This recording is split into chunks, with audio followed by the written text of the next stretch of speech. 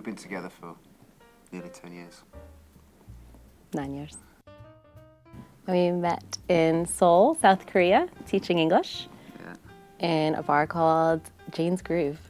See, I thought it was Funky Funkies. No, it's Jane's Groove. It was either Jane's Groove or Funky Funkies on a night out that we met. We met on the internet, on one of those internet dating sites. I liked his horse.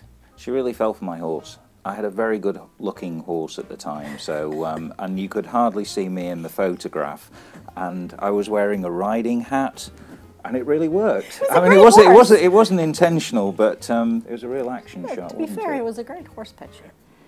Ooh. Well, I studied abroad, and I sat next to you in class. Yep, on a Tuesday morning.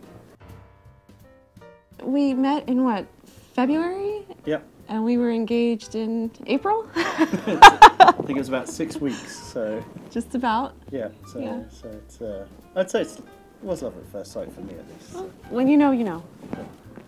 We met at a gig in Camden. At a place called the Purple Turtle. We were looking around and I saw a group of 3 lads standing in a corner, and one of them was John. And he smiled at me. I met Amy about 6.5 years ago now. And we met in Nairobi, Kenya. I thought he was British, actually, when I first met him, because he walked in this jacket into a restaurant, and I wasn't used to seeing anyone in tailored clothing in Africa, so I was like, you must be British. There have been a lot of differences, I think, that we've noticed with our cultures. Snog. Remember that being one of the first ones? He said he wanted a snog. I was like, what is a snog?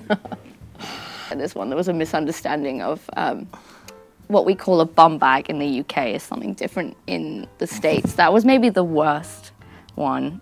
He makes me say this, the words again and again to see if we can spot the difference. Oh, yeah, so wetting and wedding. So I pronounce, it's just going to sound the same. I say wedding, and I say wedding for watering, like if you're watering flowers, or wedding the baby's head. Yeah, and it sounds the same. There we go. When we first started dating, and I wasn't used to Americans, I asked Chrystal if she wanted to go out one night. She was like, no, I need to take a rain check on that. And I promptly sent her a weather update. So We had a big misunderstanding about the word pissed. Can I say pissed? I don't know. But anyway, it was huge because in America, we mean angry when we say pissed. And so one day I looked at him and I said, I'm really pissed. And yeah. I thought she had a drink problem for ages. Because usually, this could quite often be after breakfast. Well, you weren't pissed that much with me, but we had a moment. He didn't understand. It was just sort of a moment of complete disconnect because I said, you know, I'm really pissed. And he says, honey, I don't think I've ever seen you pissed. I'm like, I'm frequently pissed. And he said, but we've just had breakfast. When did you have time to get pissed? And I'm like, plenty of time. So, do you have any advice? That you'd be surprised how often the American Revolution comes up, so be prepared for those conversations. Yeah. Get used to the football being on all the time. It's another one. Yeah. Yeah, and it's not soccer anymore, it's footy. Stay away from discussions on spelling. Yeah. He needs to embrace the letter Z a lot. It's important. We find that's quite common. It is important, if profoundly wrong, but important I think it's nevertheless. discriminated against in this country. The poor letter Z, it's just never used. And then there's that extra U you guys throw in everywhere. You know, it's just there. It shouldn't be there. You don't need it. Oh well, tomato, tomato. That's right. That's the other thing. Celebrate all the American holidays and all the British holidays.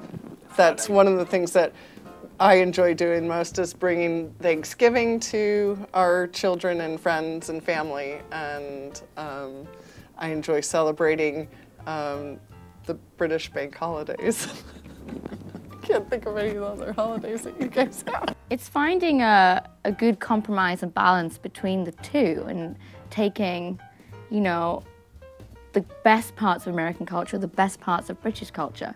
And I feel that when we are both in either country and with us too, I think that's a really nice compliment, actually.